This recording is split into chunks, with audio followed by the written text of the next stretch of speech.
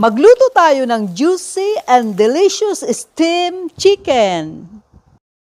Gagamit tayo ng 4 na pirasong thigh part, tapos isiso natin ng salt and pepper.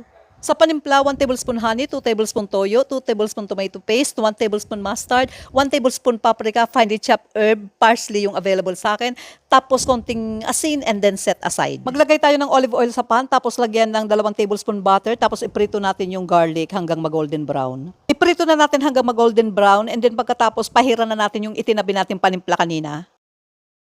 Sa foil, ipatong natin yung sibuyas na hiniwa ko ng ganyan. Pagkatapos ilagay natin yung chicken, tapos ilagay yung garlic kaninang sinet aside, and then pahiran ulit ng mixture, and then balutin na natin. Nag-preheat na ako ng kawali, ipapatong lang natin yung foil ng may chicken, pagkatapos iluluto lang natin siya ng 30 minutes or depende kung gaano kadami yung chicken mo. Tatakpan natin siya. Kainan na!